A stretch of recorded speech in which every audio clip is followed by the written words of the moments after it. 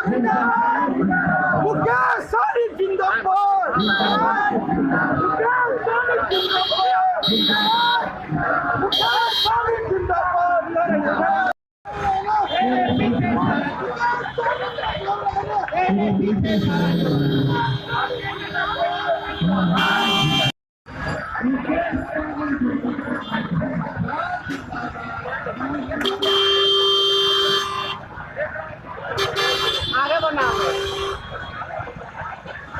विलय कर लीजिए, आपको 2025 में हम मुख्यमंत्री बनाएंगे। हमने कहा भैया पार्टी ये जो बना है ये समाज को उत्थान के लिए पार्टी बना है, निषाद समाज के हक अधिकार के लिए लड़ाई लड़ने के लिए पार्टी बना है। निषाद समाज का हजारों समस्या बना था, आज गरीब समाज, पिछड़ा समाज, दलित समाज के लिए आज हम लोग लड़ाई लड़ रहे हैं। आज इनको तकलीफ हो रहा है कि एक अति पिछड़ा का मिला का बेटा बिहार में अपने समाज के लिए अच्छा काम कर लेगा। आज हम अपने पीढ़ी को, आने वाले बच्चे को, भविष्य के लिए लड़ाई नहीं लड़ेंगे। आज हम मुंबई चाहे तो हम जिंदगी को छोड़कर आज आप लोगों के लिए लड़ाई लड़ने के लिए आए हैं। आज मेरे पास तो ऑप्शन था कि भारतीय जनता पार्टी का बात मान लेता, सीट छीन लिया गया, यहाँ पे प्रत्याशी उतार दिया गया, फिर हमने यहाँ पे प्रत्याशी उतारा तो इन्होंने हमारा पार्टी तोड़ दिया। हमारे विधायक ये पार्टी को देखिए तोड़ दिया गया, हमारे विधायक को खरीद लिया गया। आज मेरे पास दल था, बल था, हम मंत्री थे। आज मंत्री थे तो हम अपने मैं अपने समाज के हक अधिकार के लिए मैं बिहार में संघर्ष कर रहा हूं। फिर मुझे लगा पार्टी बनकर जिसका दल होता है उसको बल मिलता है, जैसे लालू जी ने दल बनाया। आज उनको आपका बेटा कोई ब्राह्मण भूमियार आके आपका आंसू पोछेगा? नहीं पोछेगा। वो तो चाहेगा कि आपका जमीन है हम कब्जा कर लेंगे, हम जमींदार बन जाएंगे और मेरे जमीन में आप काम कीजिए। लेकिन आपके भविष्य के बारे में सोचने के लिए कौन सोचे? को आप दूसरे राज्य में बिता देना, आप अपने घर परिवार को छोड़ देना।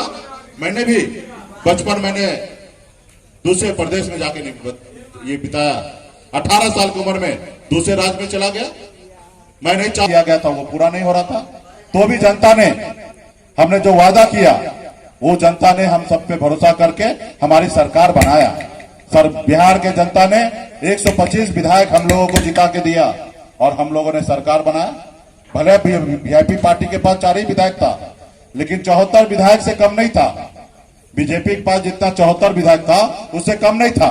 अगर वो समर्थन नीतीश जी को नहीं देते तो बिहार में सरकार नहीं बनती। हो जहां भी हो, हमको हमारा कार्यक्रम कराइए, हमको ले चलिए, डोर टू डोर हम वोट मांगते हैं।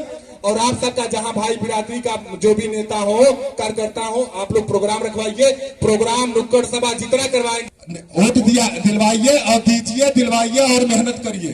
आज संकल्प हाथ उठा के मंत्री जी के सामने हाथ उठा के, खाली संकल्प नहीं, आप सबका कसम है, आप सबका वीआईपी पार्टी का कसम है कि वोट गीता कुमारी जी को दिलवाइए और जिताइए।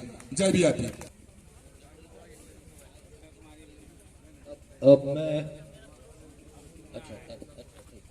ठीक है, अब मैं पार्टी के सुप्रीमो श्री हम सबों के नेता श्री मुकेश सहनी जी से आग्रह करूंगा कि वो इस सभा को संबोधित करें।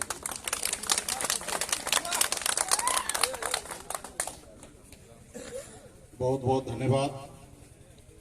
इस सभा को संचालन कर रहे थे हमारे राष्ट्रीय प्रवक्ता पूर्व मंत्री श्री भाई मुकेश सहनी जी, दलितों शोषित दलित के मसीहा, राजनीति के भी पितामह परम आदरणीय श्री रमई बाबू जी एवं हमारे माता और भाइयों बहनों प्यारे बेटे सभी लोगों का मैं हार्दिक अभिनंदन करती हूँ, प्रणाम सलाम नमस्कार करती हूँ। जैसा कि आप लोग जानते हैं यह लड़ाई मान सम्मान भगवान की लड़ाई है, यह चुनाव नहीं चुनौती है। आप लोग क्रम संख्या 4 पर नाव छाप पर वोट देकर भारी मतों से विजय बनाने के काम करें और भाई मुकेश सहनी जी को हाथों को मजबूत करो और हम लोग को जो अपमानित करने का काम किया गया है वो आप सम्मान बदल कर हमें सम्मान करने का काम करें। इन्हीं सब शब्दों के साथ मैं पूरा आप लोगों का हार्दिक अभिनंदन करती हूँ, प्रणाम सलाम नमस्कार की। जय हिंद, जय भारत।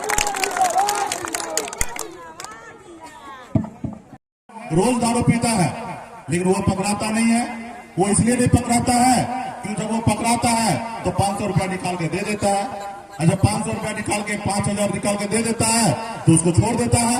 और गरीब का बेटा के पास पैसा नहीं है तो नहीं देता है और उसको जेल में डाल देता है, क्योंकि उसको भी तो काम करके दिखाना है कि कितना आदमी को बंद किया, तो कितना आदमी को बंद किया तो गरीबी आदमी को बंद कर देता है। गांव में कहावत है ना, निबरिया के वो सबका भौजाई होता है। जो कमजोर होता है उनको हर कोई परेशान करता है। तो इस धरती पर जब तक आप कमजोर रहेंगे तो आपको लोग परेशान करेगा। आज मुकेश सहनी को परेशान करने के लिए इस दुनिया में कोई पैदा नहीं हुआ है। आज हमको परेशान इसलिए नहीं करेगा क्योंकि हम मजबूत हैं, लेकिन हमारे समाज के भाई को, हमारे समाज के बेटा को आज लोग परेशान कर रहा है। ऐसे तो हमारे जैसे लोग को भी परेशान कर रहा है। रोज दारू पीता है लेकिन वो पकड़ाता नहीं है। वो इसलिए नहीं पकड़ाता है कि जब वो पकड़ाता है तो 500 रुपया निकाल के दे देता है, और जब 500 रुपया निकाल के 5000 निकाल के दे देता है तो उसको छोड़ देता है।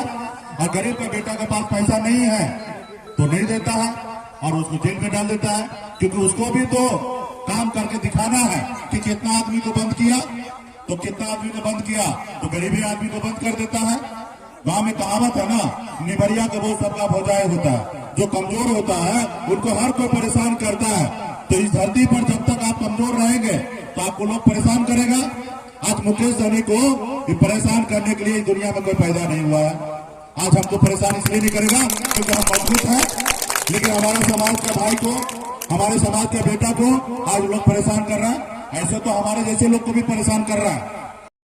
भाई जय जयराम राजा राम बिंद जी, इस सभा में नीतीश पांडे जी, उमेश सहनी जी, नंदन राय जी, गुड्डू झा जी, पप्पू सहनी जी, मुकेश सहनी जी, अजय सिंह जी, प्रेम कुशवाहा जी, सोनू सिंह जी, बालकनाथ सहनी जी, बिट्टू सहनी जी, सुबोध माझी जी समाज सेवी, और तमाम हमारे, वो आप लोगों ने देखा होगा। और मैं एक उम्मीद से, एक तो पहले गरीब समाज में जन्म लिया, मैंने संघर्ष किया, मेहनत किया, इसके दम पर मुंबई जैसे शहर में मैंने एक बड़ा मुकाम हासिल किया। और जब मैं मुकाम हासिल करने के बाद, जो निषाद समाज है वो मेरे लिए जात नहीं, वो मेरे लिए परिवार है। और हर व्यक्ति का कर्तव्य है कि जिस समाज में जन्म लिए हैं वो समाज उनका परिवार हुआ, वो समाज आपका अपना परिवार है, और उनके लिए हम मानता हूं कि वो हमारा परिवार है। और ऐसे तो मैं 2012 में पहली बार पता चला कि मैं अति पिछड़ा हूं। मैं इस सब चीज से उठ के था। मैं मुंबई जैसे शहर में रहता था, हर जाति धर्म के साथ काम करता था, एक थाली में मैं बैठ के खाना खाता था। क्या हिंदू क्या मुस्लिम, हम साथ में बैठ के खाते थे। हम मानते थे कि इस धरती पर सिर्फ दो ही जात है, एक अमीर और एक गरीब। और जब अमीर और गरीब की बात हो, हमारे हैं और उनके लिए हमको काम करना चाहिए। तो मैं बिहार में काम करने लगा, उनके हक अधिकार की बात करने लगा। ऐसे तो ये समाज सदियों से है। जब से आप रामायण गीता जितने भी ग्रंथ देखते हैं, तब से इस निषाद समाज का वर्णन होता है कि निषाद समाज श्री रामचंद्र जी को नैया पार लगाए थे। वही केवट महाराज हमारे कुल खानदान के थे, आज उसी कुल खानदान से हम आए। लेकिन उसके बाद अगर देखेंगे तो आजादी के बाद आप देखिए, ये समाज इतने बड़े संख्या में रहा, लेकिन राजनीतिक हैसियत इनका क्या रहा? कौन इनका सुनता था? कोई नहीं सुनता था। वो डर डर भटकते थे, कहीं कहीं उसका कोई सुनवाई नहीं। जो हमें संविधान में हमें ताकत मिला वो हमें नहीं मिल रहा था। और देश में जिसके पास दल होता उसको बल मिलता है। दल बनाया, उनके लोगों को बल मिला। उसी तरीके से ये लोकतंत्र में वोट ही सब चीज है। वोट ही देश का प्रधानमंत्री बनाता है और राज ही राज का मुख्यमंत्री बनाता है। तो आपके पास वोट है तो आप भी बन सकते हैं। पहले राजा घर में जन्म लेता था बच्चा, तो बड़ा बेटा को राजा बनाया जाता था।